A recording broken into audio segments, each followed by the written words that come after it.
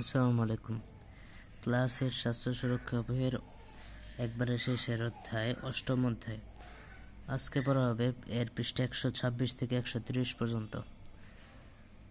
এই 126 থেকে 130 পৃষ্ঠায় যে ছকগুলো আছে তার আনসার তোমরা সব এই ভিডিওতে পেয়ে যাবে। তো প্রথমে 126 পৃষ্ঠায় ছক দেওয়া হয় নাই, কিছু কথা লেখা আছে।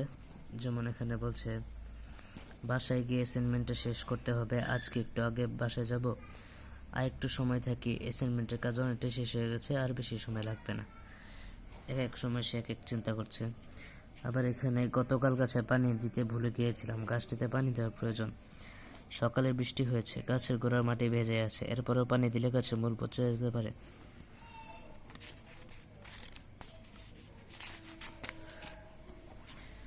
তারপরে পৃষ্ঠা 127 এরকম একটা গল্পের মতো আছে, নিচেও দিকেও আছে। এরপরে পৃষ্ঠা 128 দ্বন্দ্ব ব্যবস্থাপনায় গুরুত্বপূর্ণ কিছু বিষয়। এখানে যে বিষয়গুলো দেওয়া সেগুলো তোমরা পড়ে নেবে, তাহলে তোমাদের কোনো প্রশ্ন আসলে লিখতে সুবিধা হবে। এরপরে পৃষ্ঠা 129 একটা ছক দেওয়া আছে, দ্বন্দ্ব ব্যবস্থাপনার কৌশল চর্চা।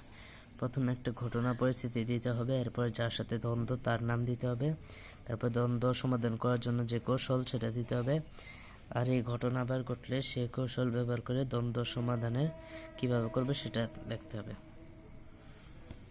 তার প্রথম ঘটনা আমি দিয়েছি, আমার বাগানে গোলাপ গাছ লাগাতে চেয়েছিলাম কিন্তু ভাই বাধা দেয়। যার সাথে দ্বন্দ্ব, এখানে ভাইয়ের সাথে দ্বন্দ্ব। তারপরে দ্বন্দ্ব সমাধান করার যা কৌশল তা হলো তার কথা না শুনে তাকে ধমক দিয়ে গোলাপ গাছে লাগিয়ে দেয়। এরকম ঘটনা আবার হলে তার সাথে পরামর্শ করে কী গাছ লাগালে ভালো হয় তা জেনে গাছ লাগাতাম।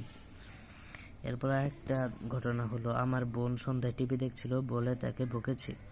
এখানে দ্বন্দ্বটা হচ্ছে বোনের সাথে। তারপরে কি করেছিলাম, বাবা মাকে ডেকেছি, তারা এসে সমাধান করেছেন। এরকম ঘটনা আবার ঘটলে তাকে টিভি বন্ধ করে পড়তে বসাতাম।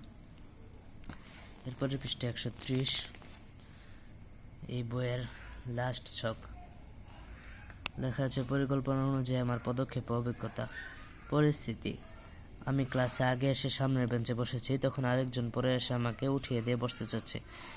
পদক্ষেপ, আমি তাকে বুঝিয়ে বলেছি যে আগে আসবে সে সামনে বসবে, সে যাতে অন্য দিন আগে এসে সামনে বসে, সে সেটা বুঝতে পেরেছে। অভিজ্ঞতা, একজন মানুষকে সঠিক জিনিস বোঝাতে পেরে আমার খুব ভালো লেগেছে। এরপরে আমার অগ্রগতি, আমার অর্জন, যে ছকগুলো আছে সেগুলো পরের ভিডিওতে দেওয়া হবে, তোমরা চাইলে পরের ভিডিও দেখে নিয়ে আসতে পারো। আজকের ক্লাসটি এই পর্যন্তই। ভিডিওটি ভালো লাগলে চ্যানেলটিকে সাবস্ক্রাইব করবে এবং ভিডিওটিতে একটি লাইক দিবে। আসসালামু আলাইকুম।